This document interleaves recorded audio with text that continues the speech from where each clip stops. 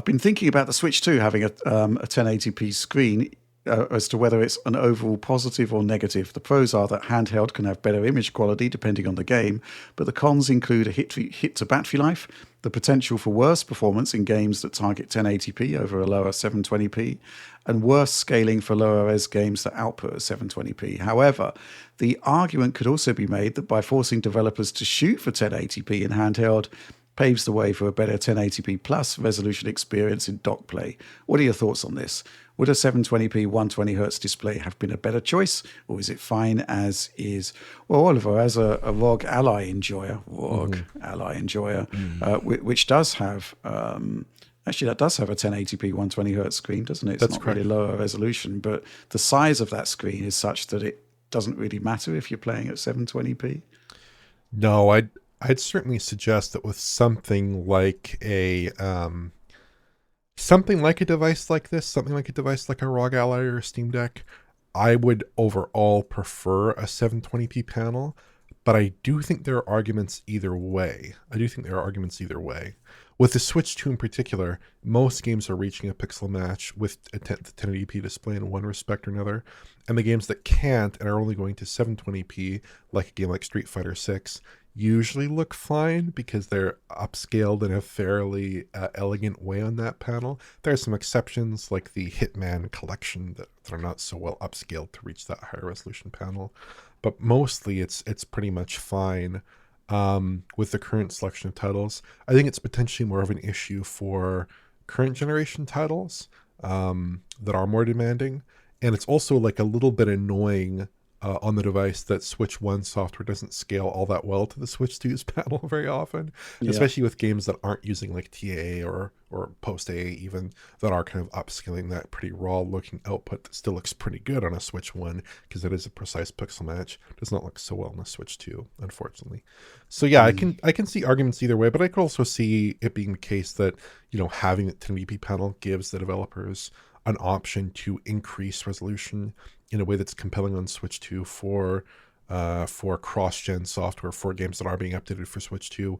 And I also do agree that 1080p target makes games scale a little bit more elegantly to 4K, where instead of maybe targeting 1080p with a 720p target in handheld mode, you're targeting like 1440p, a little bit higher resolution. So I think in general, for devices like the ROG Ally, for devices like the Steam Deck, for devices like the Switch 2, I would prefer a 720p panel, 720p class panel. I think it's the more elegant scaling target. But in terms of the Switch 2 in particular, I can actually see the 1080p target being fairly realistic for a wide range of titles in a way that I wasn't really expecting pre-launch as much. What about the size of the screen in relation to like pixel density? Do you think that, if we'd had 720p at that large screen on the Switch 2, it would have been a bit poor in terms of image quality? I can definitely see the difference, not so much for 3D content. I don't think it makes a huge difference for a lot of games' 3D content. Right. If the game is using effective anti-aliasing, if the game has effective upscaling, I don't think it makes a huge difference. But it's more the 2D content that I tend to notice is a big issue. In a game like Metaphor ReFantazio on the Steam Deck, that is a game that looks pretty pixelated and raw relative to a title like Metaphor ReFantazio on a ROG Ally. And indeed, that 7.9-inch panel, you might not think it's that much bigger, but it's like 28% larger than a 7-inch panel, which is the size of the Steam Deck OLED's panel. So I do think there's a compelling argument to say that Nintendo needed to do something about screen resolution, probably needed to do something about screen resolution to justify that upgrade. In the end, it does come with trade-offs, which is what makes it a little bit trickier. Now, on the Sony side of things, with their next generation PlayStation handheld, I'm sure that will service the 1080p panel very capably, right? It's just a question for these lower power devices where I think it's a little bit shakier. Yeah. What do you think, Alex? I mean, everyone knows how much I love the Switch 2. Yeah, of course. And that's number one. Number two, I think pre-launch, I was definitely of the mind, and I think I said it multiple times, and I think I've also said it regarding the Steam Deck's successor, that I am fine with it staying lower resolution. I think I've said that in the past as well, too, where I felt like scaling resolution at smaller screen size in the palm of your hand is a lot less beneficial than scaling features at a lower resolution, which is how I felt about game graphics actually for a long period of time.